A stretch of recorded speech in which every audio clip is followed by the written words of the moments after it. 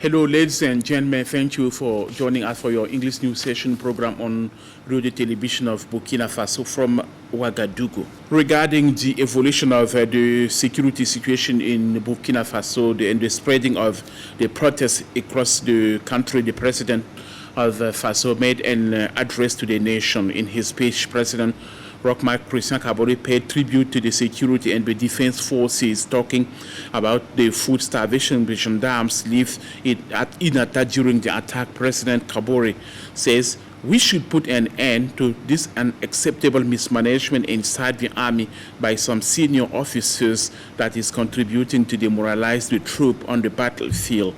Therefore, President of Faso added that investigations were open to know what happened exactly with the Inata attack. For the head of state, the senior ranking officers of the army should now be sent to the ground instead of staying in Ouagadougou. Another important decision the head of state took is to the government reshuffle. President Christian Kabore says he will build shortly a new, strong and united government to face the national security situation.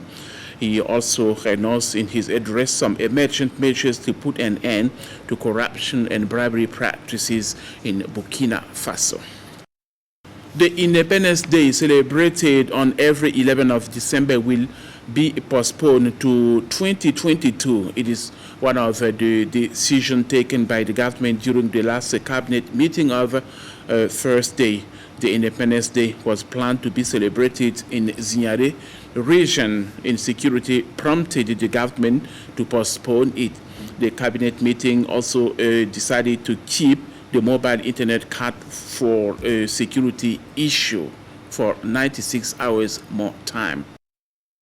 37 of the gendarmes killed at the Inata attack were buried this week at the military cemetery in Ouagadougou. Before their burial, the government and the families paid last tribute to these victims exhibited on a public place. The Prime Minister, the President of the National Assembly, and other members of the government were around, and all the victims were being decorated in a strong emotion. Prayers were also said on the name of all the victims. The member countries of the Niger Basin Authority held the cabinet meeting 40th ordinary session in Ouagadougou on last 26th of November. The meeting is being held in a context when the population of the organization are still expecting responses to the clean water access concern and leaving the climate change effect. Therefore, the meeting will try to find some solutions to this concern at this 40th session of Ouagadougou, presided over by the Water and the Sanitation Minister of Burkina Faso. The West African Conference on Agriculture also held its meeting in Ouagadougou this week. The meeting, initiated by the ECOWAS Agriculture Department, is to think on the food issue at the ECOWAS region. For more details, I invite you to listen to the head of the ECOWAS Agriculture Department. He's dealing with the importance of that conference. This conference is very important, not just for Burkina Faso, but for the entire ECOWAS region, because we are trying to promote organic agriculture, safe food, healthy food for a healthy living. Well, the fact is that we use in the world so much chemicals, and we all are aware, results have shown, studies have shown that there is a lot of food poisoning.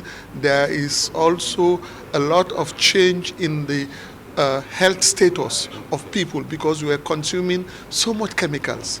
So that's why we are focusing on the issues of food poisoning, which is not good for our health. The output of this conference is very special and important because it will come with concrete recommendations that would be used by ECOWAS Commission, by FAO and all our development partners to really make investments in organic agriculture, to invest more money for the betterment, for the good health, for the food and nutrition security of all West Africans.